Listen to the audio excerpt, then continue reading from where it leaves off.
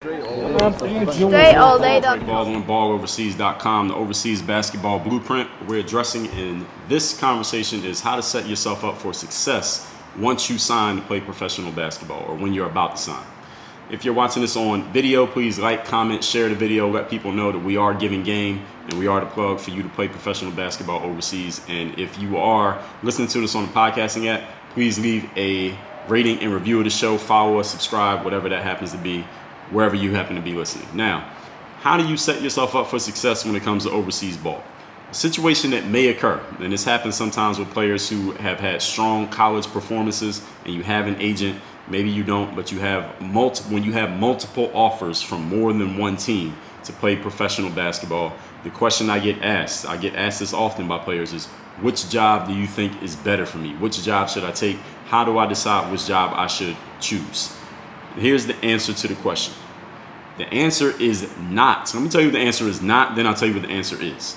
The answer is not to take the job that is necessarily more prestigious. For example, if a team is Division I in one country, but that's one job, and then another team is offering you a gig that's Division II or Division III in another country, that's the other offer, and you're like, oh, well, I should definitely take the D1 job because it's a Division I job. Why would I not take a first division job and the other one's a third division job? That's an easy decision. That's not necessarily the right answer. Also, if it's more money, that's not necessarily the right answer. So if a team's offering you $5,000 a month and another team's offering you $3,500 a month, is not necessarily the better idea to take the $5,000 gig.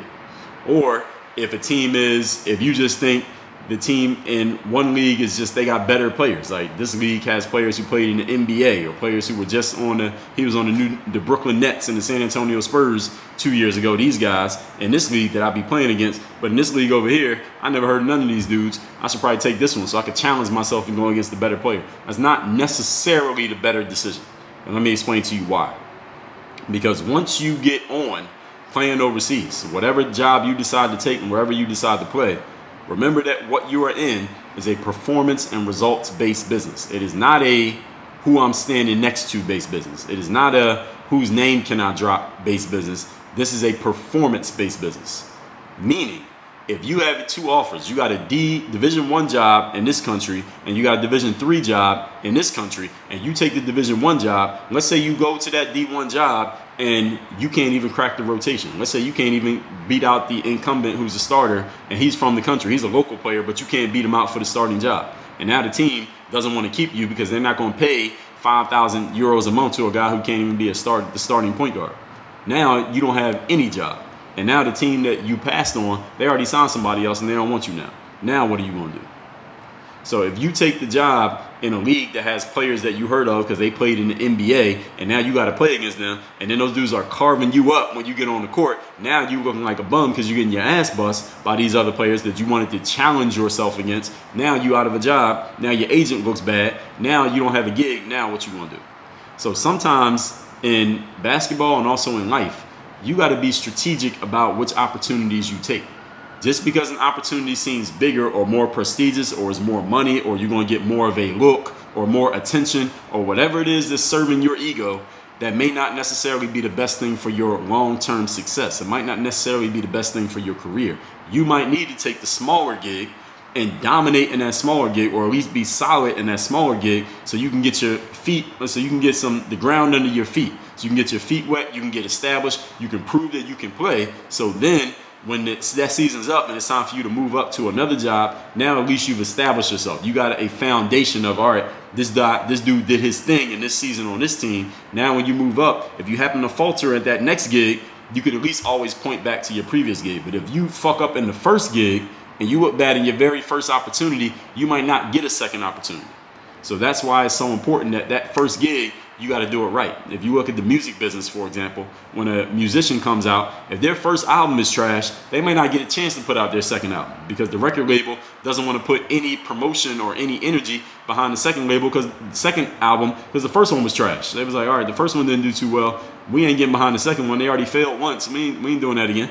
If you want to get hot, you're going to have to make yourself hot again. Now, we ain't giving you no money, no promo. We're not pushing any of your songs to the streaming services, none of that. We ain't getting you no promo shows, none of that. Why? Because the first album was trash. We put all our resources behind the first one. You were weak. We ain't doing it again. And this is how artists can put out one album and you never hear from them again because the first one ain't do well enough. It's the same thing in the sports world. Your first album, so to speak, your first contract, you don't do too well there, you might not make it to another one. So you got to be very smart and be strategic here, people. This is what I'm trying to explain to you, that sometimes in life you might need to take what appears to be a smaller or lesser opportunity simply because you will look better in the lesser one than you will look in the bigger one. This is something that I heard people talk about when they talk about schools and students choosing what college to go to. That let's say you got an offer from Harvard or MIT, they accept you. You can go to some Ivy League college and you could be in their class, and you're trying to go to like law school, or you're trying to get an MBA.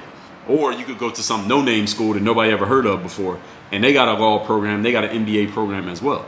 And you're like, well, of course I'm gonna go to Harvard because they got the big name, and I could always tell people I went to Harvard Law School. Here's the problem with that decision is that if you go to Harvard, you might end up, let's say 300 people graduate from the law school, you might be number 250 in the class because all of those other students there are sharp as shit and they might all be better than you. So you're gonna be number 250 in your graduating class. You gonna put that on your resume? Hey, law firm, hire me. I was number 250 in my graduating class. 249 people better than me. Why would they hire you?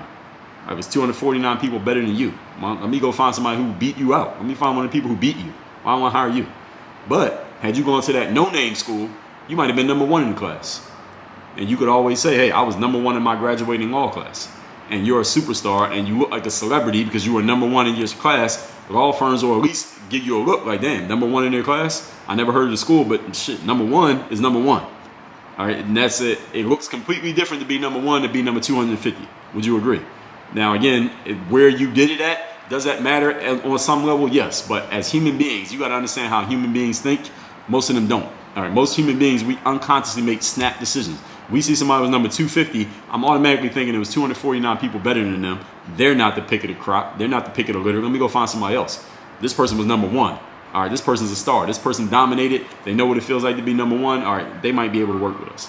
And in the basketball world, this matters as well. This is why sometimes coaches might tell players, look, I know your heart is set on being a D1 player, but you might need to go D2. Because if you go D2, you could be a 4-year starter. If you go D1, you might never get off the bench. Now, which one matters to you? Being a 4-year starter and actually playing so you could go pro and your career's done because you got some game film that shows that you're good, or going D1 just to say you went D1, you sit on the bench for 4 years, you ain't got no game film, your confidence is shot, everybody on the team's better than you. How you gonna play overseas off of that? All right, you ain't played for 4 years, you been sitting on the bench. You probably ain't got no game. Nobody wants to sign you, ain't got no film. You see how it can be a difference between which opportunity you take. Even though you're taking the quote-unquote smaller opportunity, it might actually end up being a bigger opportunity for you. So when you have your chance to play overseas and you have multiple offers, sometimes you might need to pick. And there are players that I work with. I'm not going to say who they are or where they play at because I ain't going to put their business in the street. But players that I work with who they were playing really well on one team. Then they got an offer from a bigger team in a bigger league, like a big prestige name league and prestige name team. They took that deal and then they weren't really getting a chance to do their thing. They weren't getting any playing time. They weren't really getting off the bench. Their confidence was shot. They didn't get any good game film because they didn't fucking play in the games. And it's like that season almost got wasted. Like they're on the team, but they ain't even playing.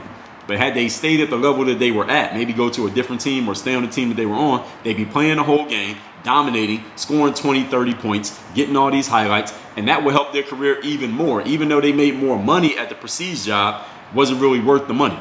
A lot of times it's not worth it. So sometimes in life, again, you can use this on the court or off the court. Sometimes the smaller opportunity is actually the better one for you. So be smart about the things you choose and be strategic. Don't always just go for the bigger thing just because it's bigger. It's not always better. That said, if you haven't yet gotten your copy of this book, Overseas Basketball Blueprint, get this by going to balloverseas.com. The book is already paid for. All you have to do is cover a small shipping charge. We'll ship it to you worldwide, anywhere that you live. And you can get the 4-book Overseas Blueprint bundle. This is the book on the business side of the game, Overseas Basketball Secrets, Basketball Agents Decoded, and the Truth About Basketball Exposure Camps. All cover every aspect of overseas ball that you need. You can get this again at balloverseas.com. If you only want this book is free no matter what you do. Balloverseas.com. Just cover the shipping. We'll ship it to you worldwide. My name's Dre Baldwin. Work on your game. We out here.